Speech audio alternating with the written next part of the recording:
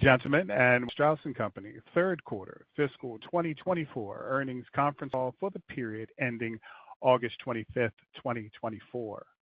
All parties will be in a listen-only mode until the question-and-answer session, at which time instructions will follow. This conference call is being recorded and may not be reproduced in whole or in part without written permission from the company. This conference call is being broadcast over the internet, and a replay of the webcast will be accessible for 1 quarter on the company's website, levistrauss.com. I would now like to turn the call over to Ida Orphan, Vice President of Investor Relations at Levi Strauss & Company. Thank you for joining us on the call today to discuss the results for our third quarter fiscal 2024. Joining me on today's call are Michelle Gass, our President and CEO, and Harmit Singh, our Chief Financial and Growth Officer. We've posted complete Q3 financial results in our earnings release on the IR section of our website, investors.levistrauss.com. The link to the webcast of today's conference call can also be found on our site. We'd like to remind you that we will be making forward-looking statements on this call which involve risks and uncertainties. Actual results could differ materially from those contemplated by our forward-looking statements. Please review our filings with the SEC, in particular the Risk Factors section of our Form 10-K for the year ended November 26, 2023, for the factors that could cause our results to differ. Also note that the forward-looking statements on this call are based on information available to us as of today, and we assume no obligation to update any of these statements. During this call, we will discuss certain non-GAAP financial measures. These non-GAAP measures are not intended to be a substitute for our GAAP results.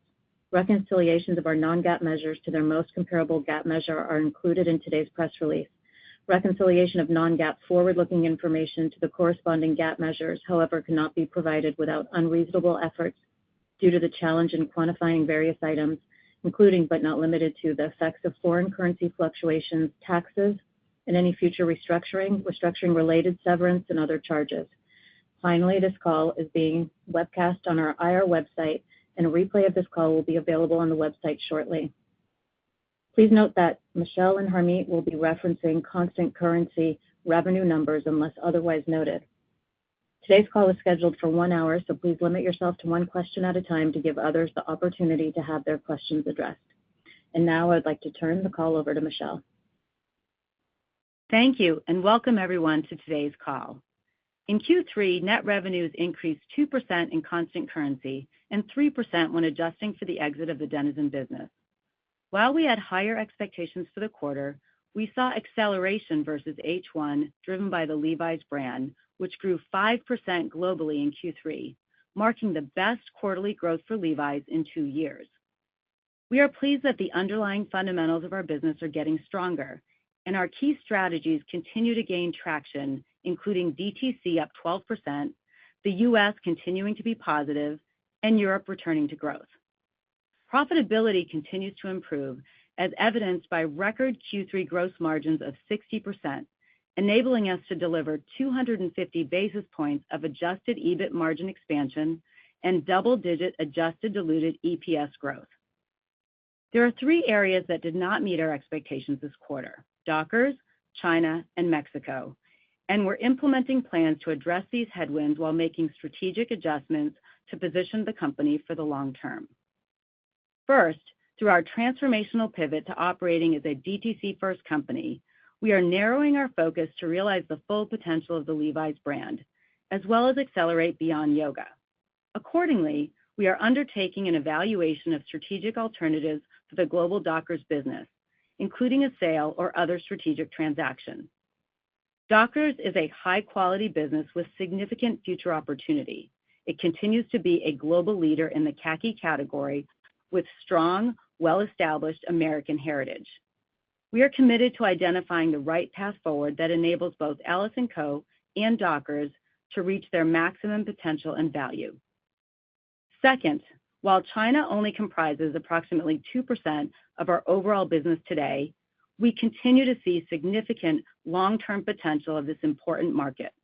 While the work we've done to improve our business is showing green shoots, we are not satisfied with our overall performance, and the macro backdrop has further exacerbated these challenges. We are focused on the controllables and are taking decisive action to reset our business and improve our execution in this market. We've replaced our China managing director and have appointed a 15-year veteran of the company with a strong track record of performance in Asia as the interim leader. We have a strong, tenured team in China who will continue to support this transition. And third, while Latin America grew low single digits in the quarter, including double-digit growth in Mexico DTC, Mexico wholesale underperformed. Performance with our key customers has been mixed, some for reasons within our control and others external, including a cybersecurity breach at one key customer that has impacted shipping. We're working closely with our wholesale partners to stabilize this business and have recently made changes aimed at improving our performance in this channel. Before I turn to the details of the quarter, I want to underscore that we have the expertise in place to address these issues and make swift progress. In July, Gianluca Flore joined the company as Chief Commercial Officer for the Levi's brand. With 20-plus years of retail experience in the fashion sector, most recently as Chief Commercial Officer of Burberry, Gianluca brings a wealth of knowledge and expertise, including deep experience with the China market. I am thrilled to welcome him to the team. I will now talk through the quarter in the context of our strategies, starting with leading with our brand. Levi's continues to boost its global cultural relevance and brand heat, with the brand growing 5% in the third quarter. Our growth is reflected in continued market share gains as we solidified our position as the #1 women's denim brand in the U.S., while maintaining our leadership in the men's U.S. jeans category, in which we hold twice as much market share as our closest competitor. We also continue to gain share among high-income consumers, supported by our efforts to elevate the brand. Our Levi's women's business remains robust, growing 11%, reflecting double-digit growth in both bottoms and tops. Earlier this week, we took another significant step in reaffirming Levi's place at the center of culture through an unprecedented partnership with global icon Beyoncé. The fully integrated global campaign titled Reimagined is on a scale unlike anything in our recent history. The first chapter of the campaign debuted on Monday, with subsequent chapters that will run through 2025. The campaign features core products like 50190s, original truckers, and essential tees, and pays homage to classic Levi's ads through a modern reinterpretation focused on women and icons. We'll be activating the campaign across more than 3,000 direct-to-consumer touchpoints and throughout our e-commerce channels around the world. We're proud to see the celebration of two global icons come to life and look forward to connecting in new ways with our fans globally. Moving to product, where our pipeline is strong and improving. Let's start with our core bottoms business. Overall, Levi's bottoms grew 5% and 12% in DTC. As the denim leader, we continue to drive the category forward by leaning into our core while consistently delivering product newness. There's no better bellwether for the strength of our brand than the health of our iconic 501, which was up 11% in the quarter, with growth in both men's and women's. Loose and baggy denim continues to become a larger part of our bottoms portfolio. We remain at the forefront of this trend with loose fits up 15% in the quarter, reflecting strength across genders and channels. And through the launch of the 555 for him and the XL for her, we continue to inject newness into the looser fit trend. Our overarching strategy is to expand from being a denim bottoms brand to becoming a head-to-toe denim lifestyle brand. That starts with owning denim dressing, which includes denim skirts, denim dresses, Western tops, denim jumpsuits, and more. For the third consecutive quarter, we saw triple-digit growth in dresses and skirts, the vast majority of which was denim. We're pleased with the ongoing traction in our Levi's tops business, as revenue increased 8% for the quarter and 15% in DTC. Women's tops performed exceptionally well, up 12% and 21% in DTC, driven by positive performance in truckers, wovens, and non-graphic tees. All these contributed to women's being up 11% overall and women's DTC up 18%.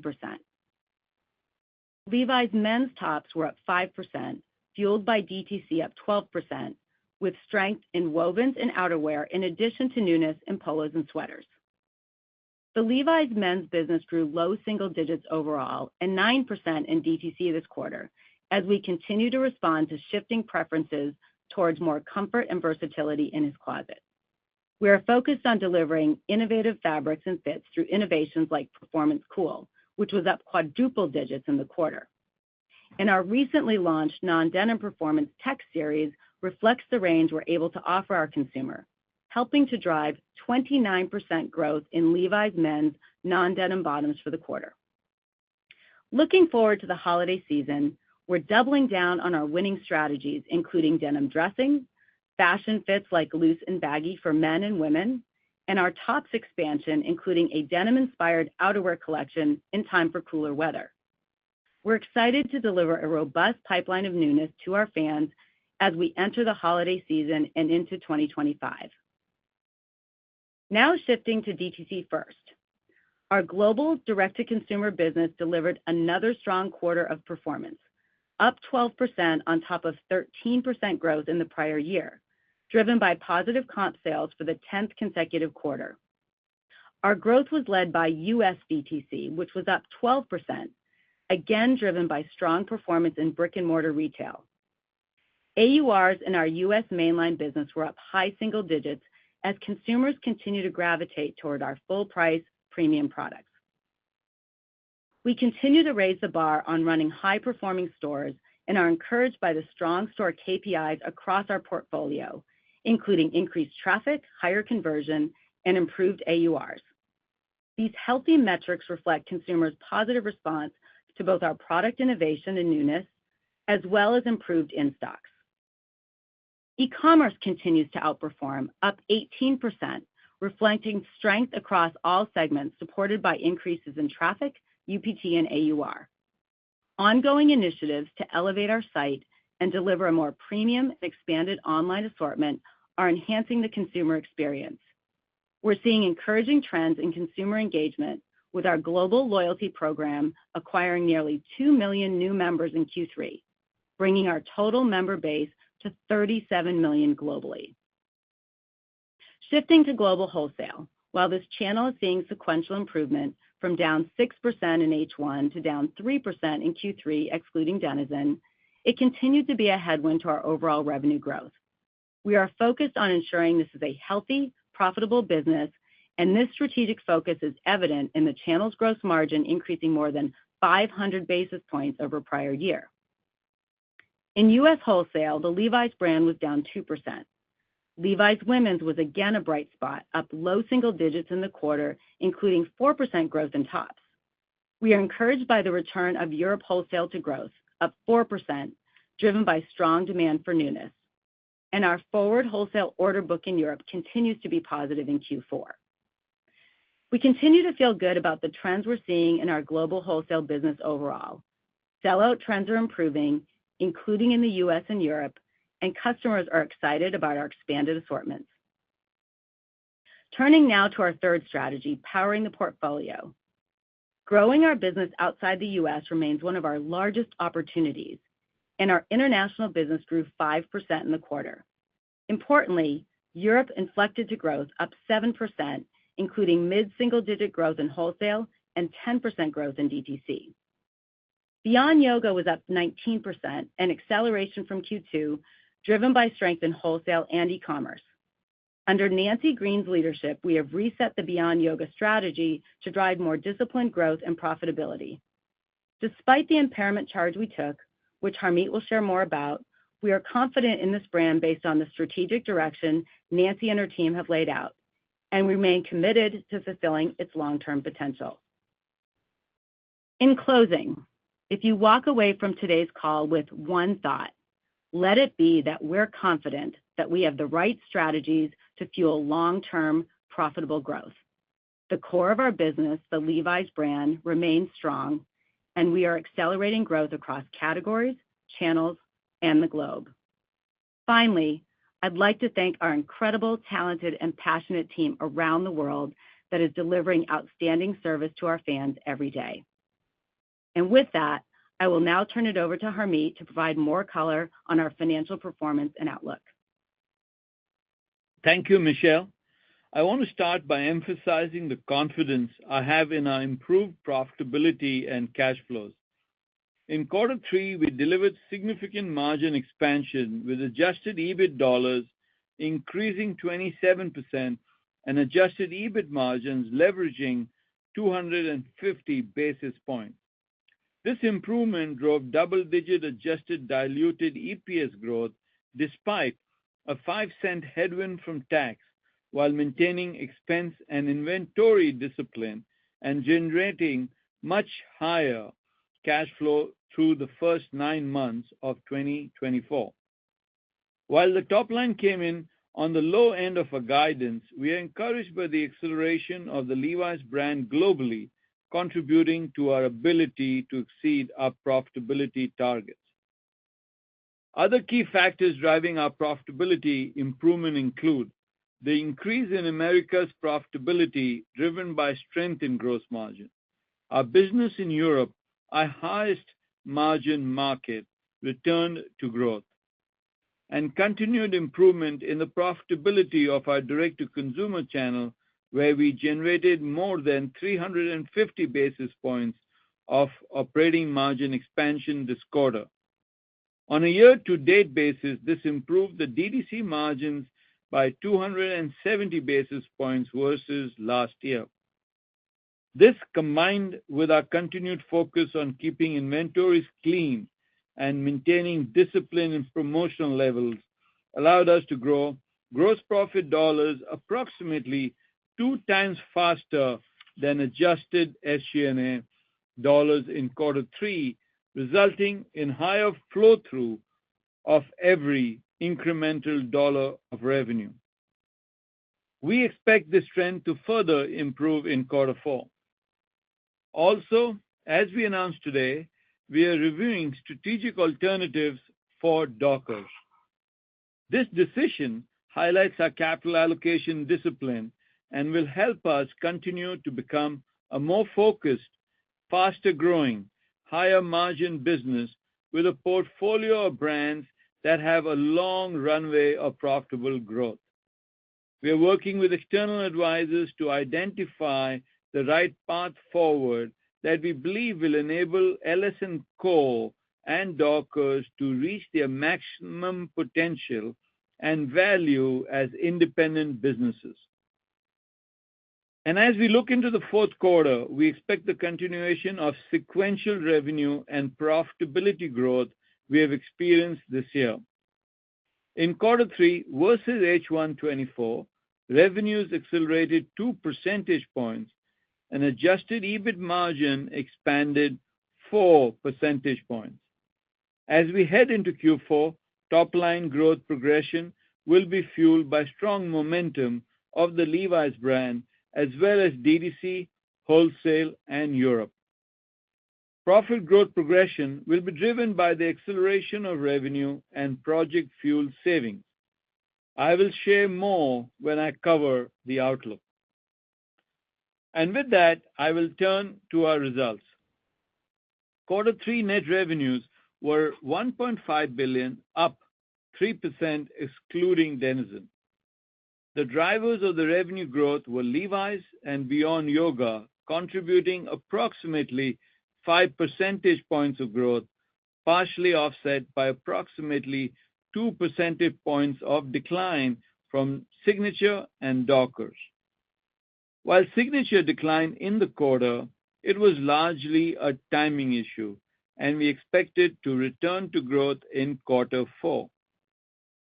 Gross profit for the third quarter was $911 million, or 60% of net revenues, our record quarter three gross margin. Our gross margin increased 440 basis points relative to last year, driven primarily by lower product costs, the continuous shift to DTC, and higher full-price sales. These factors offset approximately 60 basis points of FX headwinds and higher air freight as we chase into new products to meet demand. Adjusted SG&A expenses in the quarter increased 5% to $735 million, and as a percentage of net revenues, adjusted SG&A was 48.5, up 210 basis points from last year. The increase in adjusted SG&A dollars was primarily related to higher DTC expenses and advertising versus last year, as well as an increase in distribution expenses related to the short-term process of running a parallel distribution center in the U.S. We have contracted with Maersk in the U.S. and GXO in Europe as third-party logistic providers, and the process of transfer and the change from owned to third-party is progressing well. Gross profit dollars increased by 8% and grew at approximately twice the pace of adjusted SG&A dollars, leading to EBIT leverage, with adjusted EBIT margin increasing 250 basis points to 11.6%. Adjusted EBIT dollars also grew significantly, up 27% versus last year. Our efficiency efforts as part of Project Fuel played a key role in this outcome, resulting in savings throughout our P&L. Approximately $30 million in savings this quarter helped to offset continued investments in our DTC expansion and incremental A&P to continue to fuel our growth. We are well positioned to deliver our $100 million savings target in 2024, with line of sight to even more opportunity beyond that. Adjusted diluted EPS was 33 cents, up 18% to prior year, despite a higher tax rate. Our adjusted diluted EPS excludes a $111 million non-cash charge related to the impairment of the Beyond Yoga goodwill and intangible assets in conjunction with our annual testing. The impairment was due to investing in the brand's new strategic plan for growth and expansion. The business continues to perform well, up 19% in Q3 and 14% year to date. Reported inventory dollars were down 7%. The composition of our inventory is healthy, and we expect to end the year with inventory lower than prior year. Turning to dividend and share repurchases. In the quarter, we returned $69 million to shareholders, which includes $52 million in dividends and $18 million in share repurchases. Since we restarted share repurchases in Q1, we have returned 37% more capital to shareholders versus prior year. And for Q4 2024, we have declared a dividend of 13 cents per share, in line with Q3. Now let's review the key highlights by segment. The Americas were up 2%, adjusting for the exit of the Denizen business. Direct-to-consumer revenues were up 16%, driven by double-digit growth in brick-and-mortar and e-commerce. Gross margin outperformed due to favorable product costs and mix. Higher full price sales also contributed to the strong operating margin of 23%, up 530 basis points to prior year. Europe returned to growth this quarter, up 7%, reflecting growth across both channels. We saw an acceleration in DTC growth from Q2, up 10%, most notably in e-commerce, increasing 30%. Wholesale returned to growth this quarter, up 4%.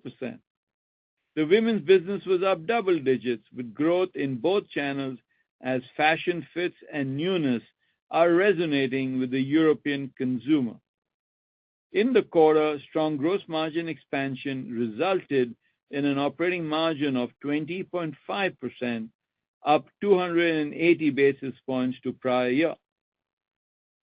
Asia net revenues increased 4% compared to the prior year and were up 22% on a two-year stack. Direct-to-consumer revenues increased 6%, driven by strength in both company-operated stores and e-commerce, in addition to wholesale revenues, which were up 1%. While we saw significant strength in many markets, including Turkey and Japan, headwinds persisted in our China and Middle East businesses. Asia delivered operating margin of 12%, which was flat to last year. Now let's turn to our outlook. We are confident that the acceleration in sales in Q3 will continue into Q4. This will be driven by accelerated growth of the Levi's brand, supported by a new marketing campaign, improvement in global wholesale, and continued momentum in DTC and Europe, along with the benefit from the 53rd week. However, our prior full-year expectations are being offset by headwinds in China, Dockers, and Mexico wholesale. As a result of these headwinds, we are expecting mid-single-digit revenue growth for the fourth quarter.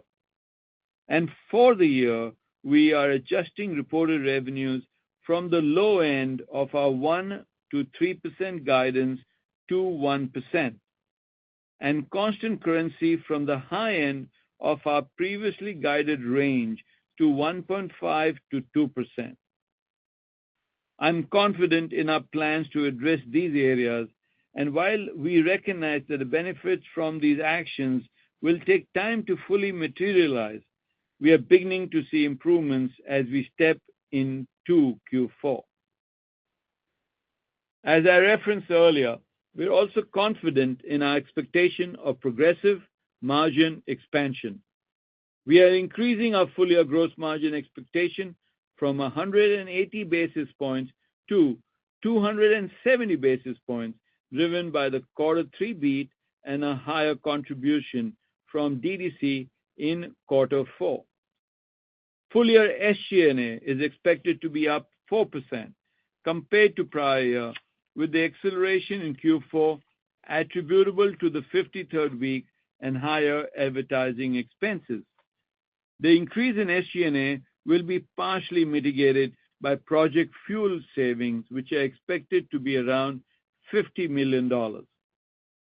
Overall, SG&A as a percent to revenue has come down as the year has progressed.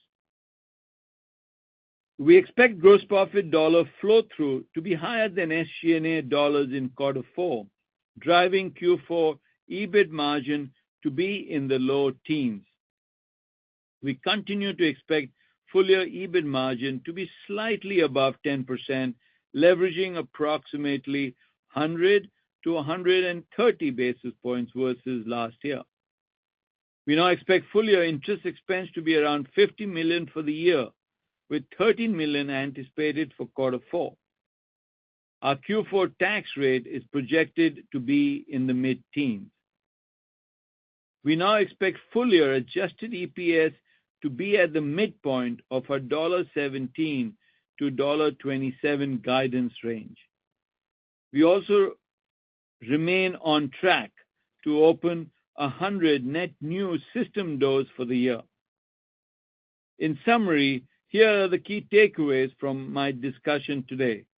First, we are seeing meaningful positive momentum of the Levi's brand globally, which will accelerate in Q4, fueled by a new Beyoncé campaign and product innovation. Second, we are narrowing our focus to Levi's and Beyond Yoga, which will drive higher growth and margins. This includes the actions we have taken to evaluate strategic alternatives for the Dockers brand, along with our decision to exit Denizen and our footwear business earlier this year. Third, our focus on improving profitability and the structural economics of the business through driving higher gross profit less SG&A positions us well for the long term and furthers us on our path to achieve 15% operating margins over the longer term. And fourth, we believe we're exiting the year in a much stronger position than at the beginning, as evidenced by the sequential progression in revenue and profitability across both channels and strength across key geographies, the US and Europe. And with that, let's go ahead and open up the line for Q&A. Thank you. The floor is now open for questions. If you have a question, please press star, then the numbers 11 on your telephone keypad. Due to time constraints, the company requests that you ask only one question. If you have an additional question, please queue up again. If at any point your question has been answered, you may remove yourself from the queue by pressing star 11 again. Your first question comes from the line of Bob Drbul Hi. of Guggenheim. Sir, your line is open. Hi. Good afternoon. Two questions for you, if I could sneak them in. Ida, please forgive me. The first one is for Harmit. Can you talk a bit more just around the drivers of this quarter's revenue miss and your confidence in the Q4 acceleration? And then for Michelle, can you just expand a bit more just on the rationale on the Dockers, evaluation and, just the timing of it, I guess? If you could just answer those would be great. Thanks. Thanks, Bob. Let me take the first, and Michelle can take the Dockers piece. Both were expected questions, so thanks for asking.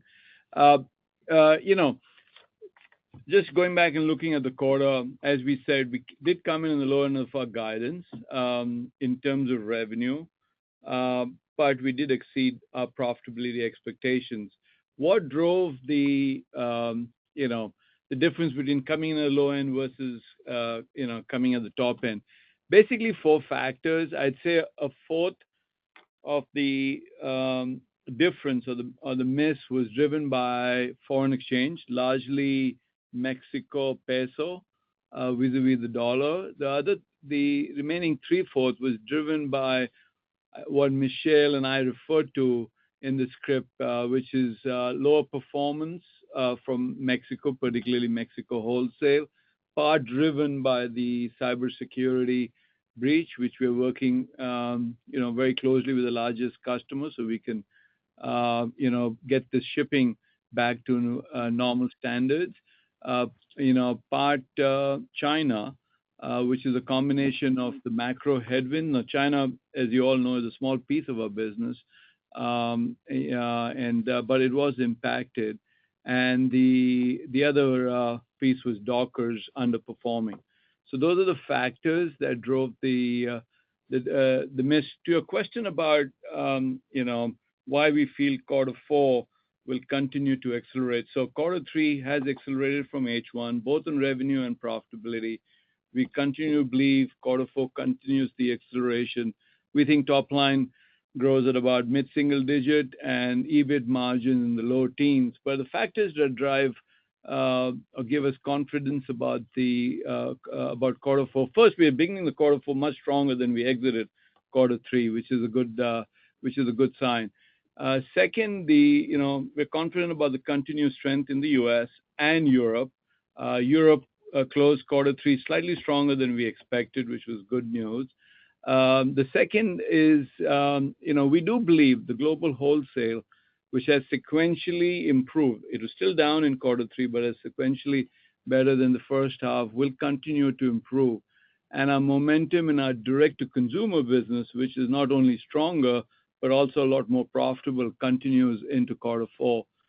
We are also seeing that our new product assortments are being accepted by the consumer. In fact, we're chasing into some of our products as we get ready for the holiday season, and the partnership with Beyoncé, I think, will fuel the momentum. And then there is the 53rd week, which net of Denizen is expected to add 1.5 to 2 percentage points. I think the important fact for all of you to think through is how are we exiting the year? And our belief is we are exiting the year in a much stronger position, both in terms of revenue growth and profitability than we began the year. Structurally, the U.S. Levi's wholesale business is expected to end the year less than 20%. Let me repeat that. Less than 20% of our total business, and is down from 30% in 2015.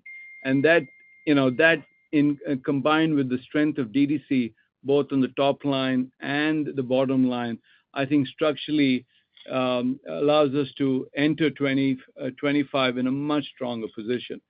I hope that answers your question. I'll now defer to Michelle on Dockers. Yes, great, Bob. Thanks for the question.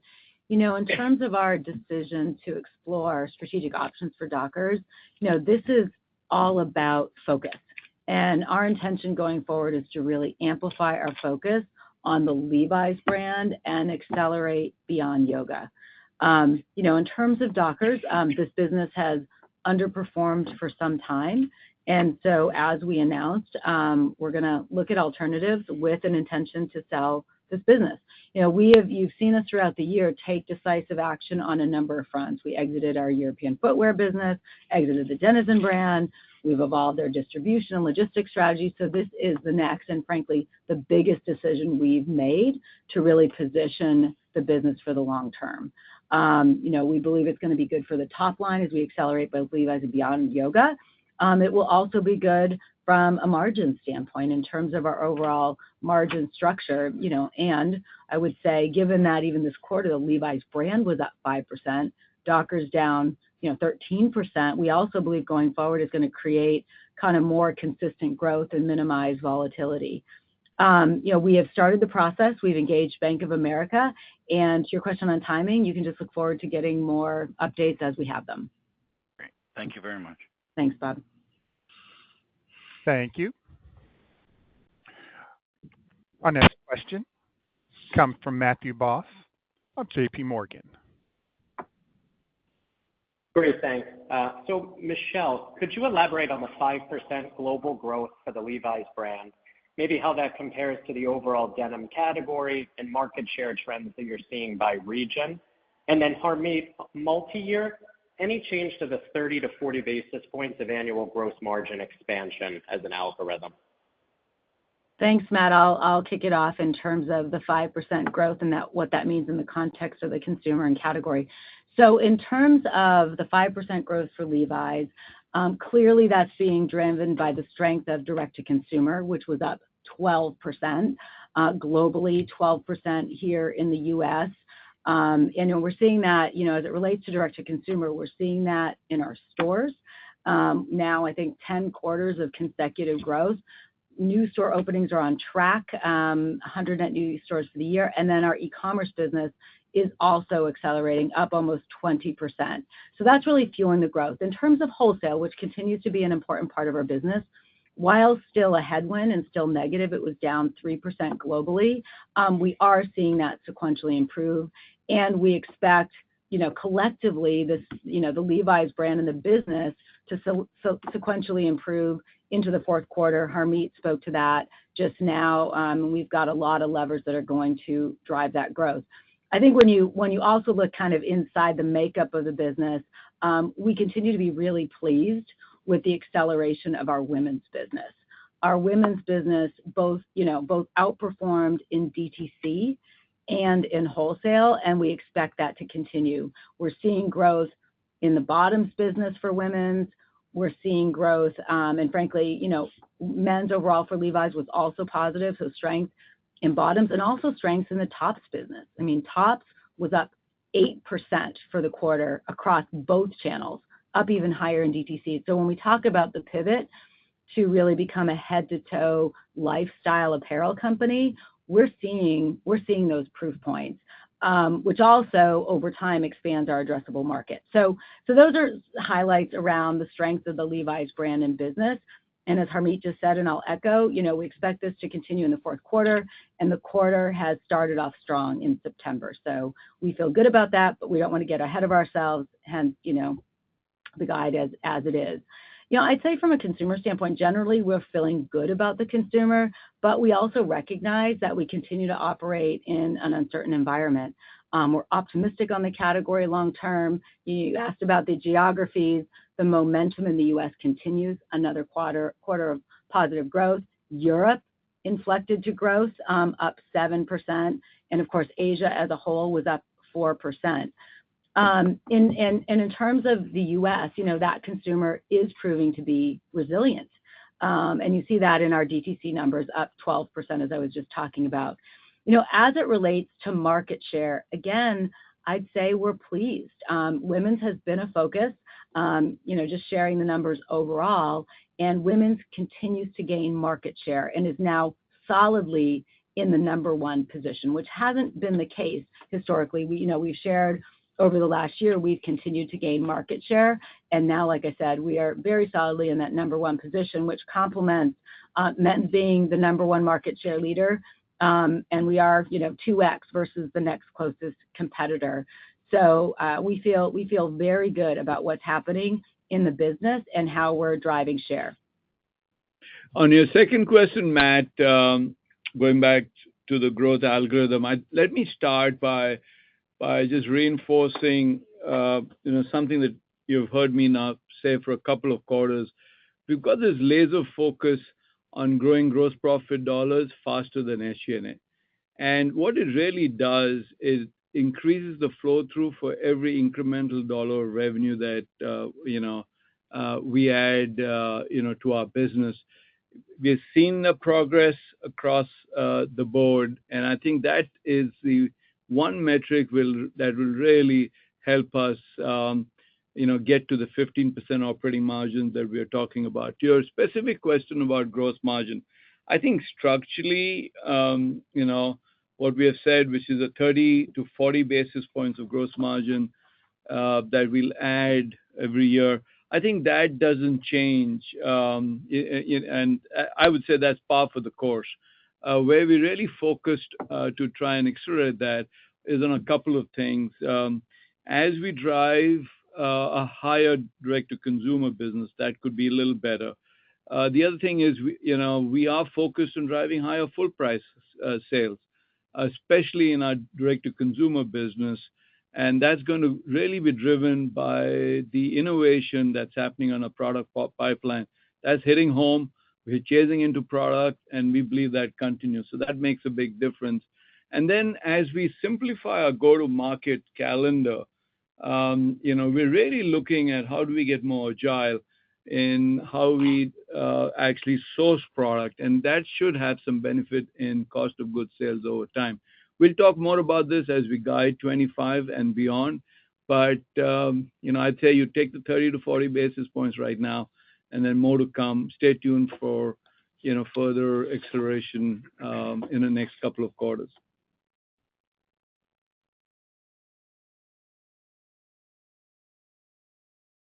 Thank you. Our next question comes from the line of Oliver Chen of TD Cowen. Hi, thanks, Michelle and Harmit. DTC and women's were impressive. What's happening with men's?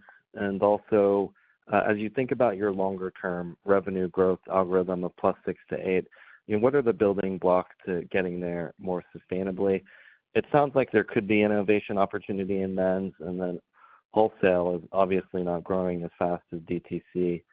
The other opportunity/question is like faster inventory turns on your direct-to-consumer and ways to enhance that over time, perhaps using the cost method of accounting. And an East Coast port is on people's minds as well. Thanks. Yes, great. Hi, Oliver. Thanks for the question. So, yes, happy about our DTC business. Clearly, women's accelerating. But to your point, men's is a critical part of our business and very important. We have a lot of focus. Why we've continued to talk about our Win with Women strategy is that, we are underdeveloped in that business, right? And that business over time should be at least half. And, we're about 35% or so today. So we have a lot of upside. But with men, we must retain our top position and continue to grow there. So for the quarter, just to add a little bit more color in the men's business, men's did accelerate from the first half. Men's was positive for Levi's, up 2%, up high single digits in DTC. But we see more opportunity. We're not satisfied there. We do want to accelerate growth.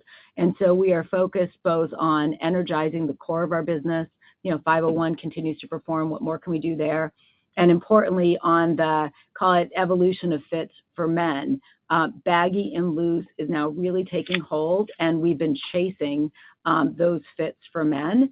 And we are going to be in a better in-stock position in the fourth quarter, given the moves that our merchandising and planning team did, versus Q3. I think there were, some missed opportunity on the baggy and loose, say, for men in the third quarter, but we've got that covered for the fourth quarter. And then over time for men, it kind of goes back to what we were talking about earlier on this head-to-toe denim lifestyle, both in terms of when you think about bottoms, yes, it's denim, but also non-denim. And non-denim bottoms for us now make up about 40% of our business. We're seeing traction in products like the XX Chino, which continues to perform. We just introduced this year, as you're aware, the Tech Pant, which is more of a performance-oriented, but still very Levi's.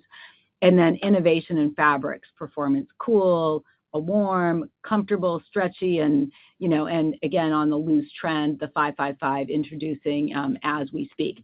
The tops opportunity continues, like it is for women, continues to be an opportunity for men's. And we're also seeing traction there. I mean, combined men's and women's for tops, we were up 8% in total globally, all channels, and then even greater for DTC. And to your point, this is a focus for us, both for our direct-to-consumer, but also for wholesale. It's DTC first as it relates to the overall strategy. That's where a lot of our future growth is going to come, but also ensuring that our wholesale channel remains healthy, and we are seeing sequential improvement there. And as you know, the men's business particularly penetrates in that wholesale channel. So, again, we talked about as we head into Q4, we're expecting acceleration overall, and that would carry for both the men's and women's business. To your other two questions, Oliver, inventory, I'll do a speed answer on both. Inventory turns about 2. Our long-term goal is 3. We're committed to it and unlock a substantial amount of working capital and cash. The tailwinds that we're working on, or the areas we're working on, a faster go-to-market calendar. We're reducing our SKUs, and Dockers exit should actually help because Dockers, inventory turn is lower. I think the one thing that we just have to, that we need, and I think everybody needs, all retailers need, is a little bit more consistency in some of the supply chain issues we've had. And I'll talk about the latest one that you referred to, which is, the port issue. But just, getting more consistency, clarity, I think will really make a big difference because, all of us have a little bit more safety stock right now. And in our case, we are chasing the new stuff. So, we will probably buy more of the new stuff just to make sure that we don't lose sales. But I think, those are the things we're working on. On the port strike, it's a developing situation. We are doing everything we can to prepare ourselves as much as we can. We've been working on this, for the last couple of months. But like everyone else, the impact on us will depend on how long it goes on for. Knowing that this was on the horizon, we've been proactively working on it through, as early as March, and we've been monitoring the situation closely. We have, for example, proactively shifted routes to the West Coast. We have prioritized certain POs and switched to air freight just to ensure that we have the product for the holiday season, et cetera, et cetera. And so our hope, like everyone else, is that this gets resolved quickly. Thanks, Michelle. Thanks, Harmit. Best regards. Happy holidays. Thank you. You too. You as well. Thank you. Our next question comes from the line of Ike Boruchow of Wells Fargo. Hey, good afternoon, everyone. Maybe Harmit or Michelle, just can you elaborate a little bit more on U.S. wholesale, the weakness that was in the quarter? Was that in line with your expectation? What is your expectation based on what you're seeing so far for the fourth quarter? And kind of just trying to get maybe it's just a state of the union on that channel. How are you thinking about it, macro, and then your own execution would be great. Thanks. Sure. I'm happy to take that. I would say for the Levi's brand, for U.S. wholesale, that largely came in line with our expectations. We've talked about Dockers not meeting our expectations, and that was true very much in the wholesale channel. As I spoke to kind of earlier, global wholesale was down 3%, up from the first half. And then in the U.S., also sequentially improved, down 2%. I will add that a bright spot, not only for the total company, but also in U.S. wholesale and global wholesale, frankly, was the women's business. So women's was up 4% globally and up 2% in U.S. wholesale. And that's been driven by, driving the fashion fits, the baggy trend, and also this head-to-toe denim dressing, including tops. We are getting traction in tops with our wholesale business. I would add that, while this continues to be, a headwind to sales, again, DTC up 12, wholesale down 3, U.S. wholesale down 2, we are seeing, like I said, a sequential improvement. We expect that sequential improvement to carry into Q4 and beyond. I'd also add that the profitability of the channel is improving. We saw 500 basis points of gross margin leverage in this quarter. And part of that, candidly, has been, frankly, focused on more full price selling. That also impacted the top line a little bit. All was accounted for in U.S. wholesale, but having less off-price sales as an example as we focus on full price selling. So, I'll just say important channel. Our key customers are really important to us, and we're important to them.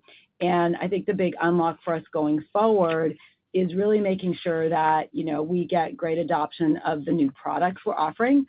Sometimes we have a broader, bigger assortment of like fashion fits and DTC, and we see that flow through. So how can we get wholesale to adopt those more quickly?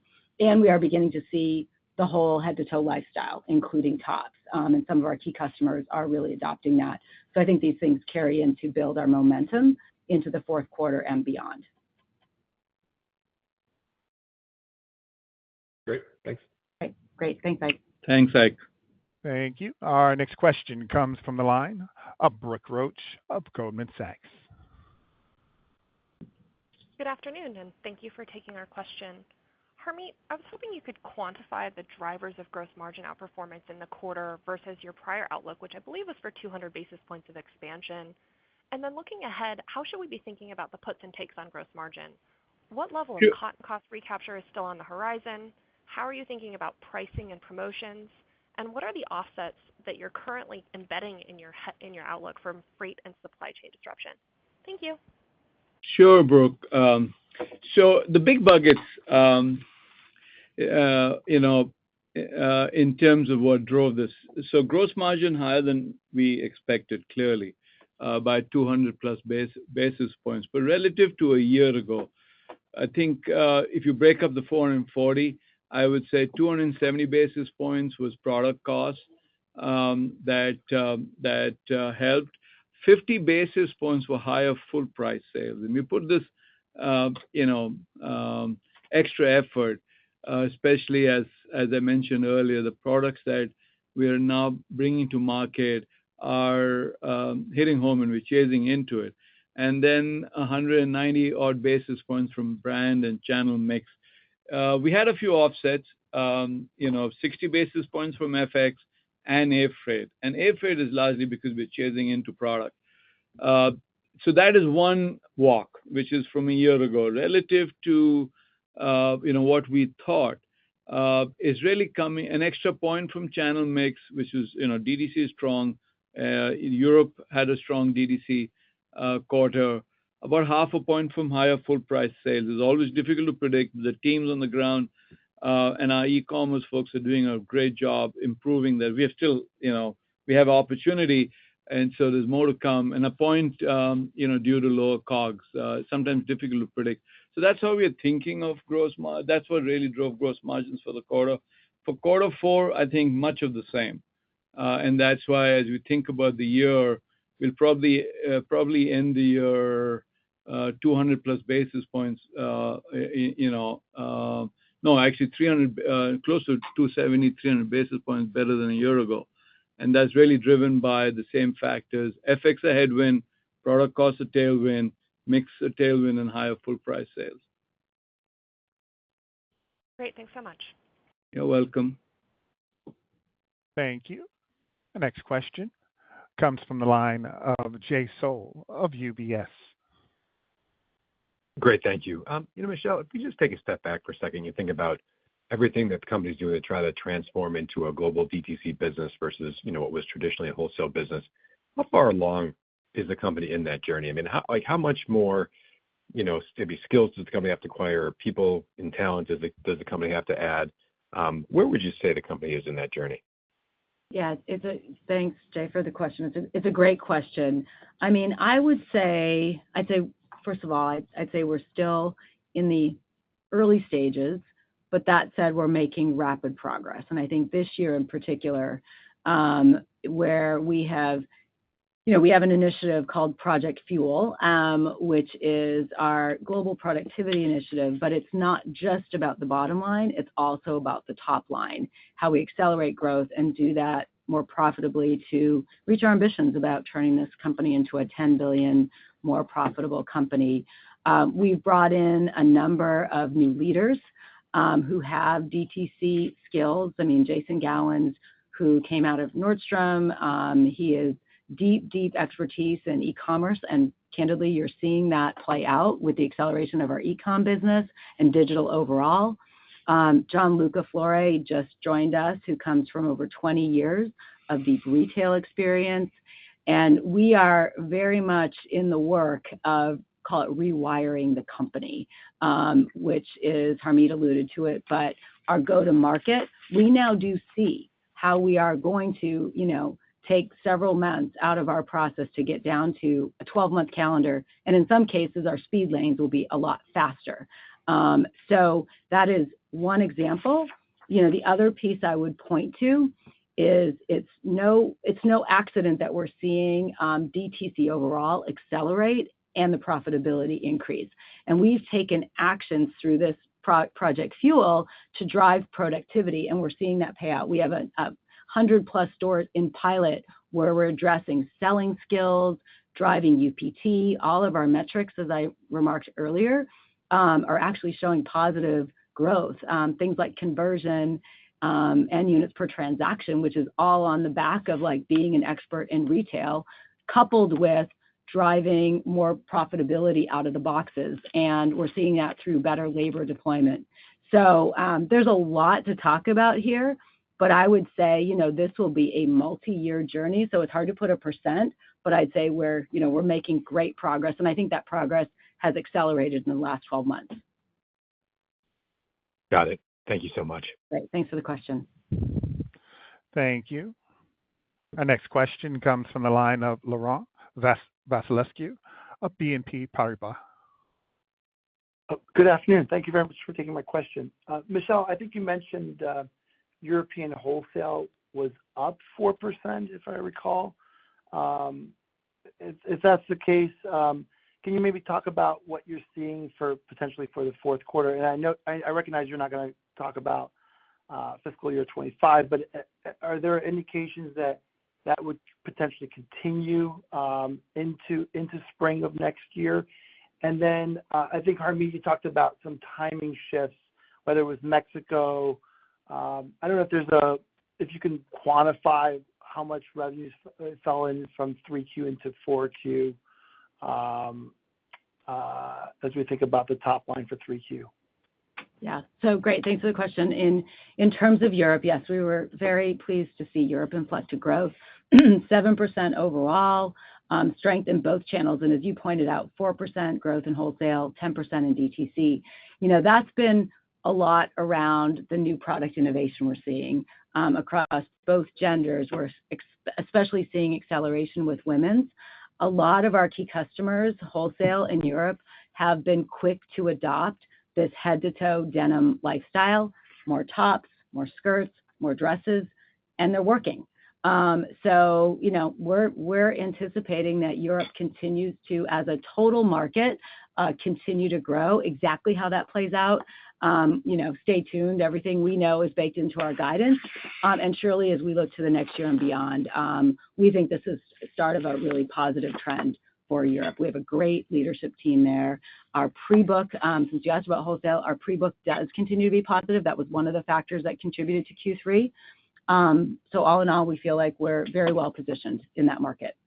Yeah, and Laurent, to your question, while Mexico underperformed because of one of the reasons was the cybersecurity and our constraint to ship. The reason, I won't quantify it. It is a little bit. The reason I won't quantify it is because we're working through that with our largest customer, these things, because they have technology implications, take a little time, but we're working through it. We feel good about the fact that the business, generally, the brand and the business is healthy, and it's a matter of timing. So more to come.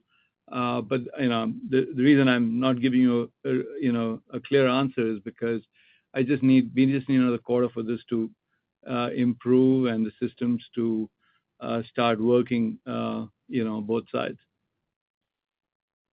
Okay. Thank you very much. Thanks. And with that, thanks everyone for joining the call and your questions, and happy holidays. We'll see you at the next call. Thank you. This concludes today's conference call. Please disconnect your lines at this time.